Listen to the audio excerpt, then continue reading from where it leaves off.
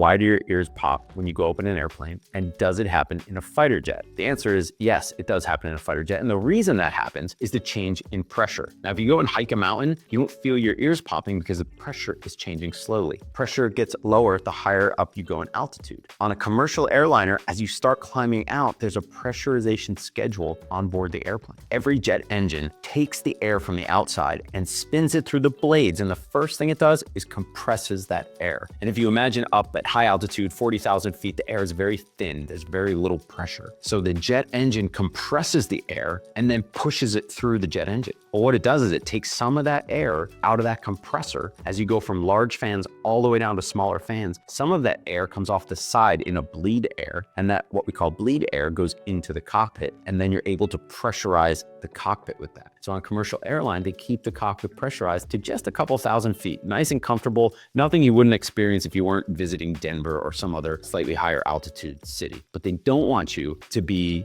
at the pressure that's at 20,000, 30,000 feet because you would pass out because you just don't get enough oxygen with every breath that you take. Now, a fighter jet has a slightly different pressurization schedule, but still it's gonna top out around 10,000 feet, maybe a little more depending on your altitude, where a commercial airliner is probably gonna top out around 5,000 feet or something. So yes, you feel your ears popping in a fighter jet, and even sometimes a little bit more than in a commercial jet. If you have congestion, it's actually kind of dangerous to fly a fighter because you can climb and descend so rapidly that you can go from 20,000 feet to 1,000 feet in a matter of seconds. And if you're having problems with congestion and clearing your ears, that could lead to trouble, a blown eardrum, something like that. But once you're up above about 10,000 feet, the pressurization schedule stays pretty smooth. So climbing from 20 to 30 and back down to 20, you don't really feel your ears popping. I hope that answers the question. Hit me up in the comments for more, like and follow if you enjoyed this content.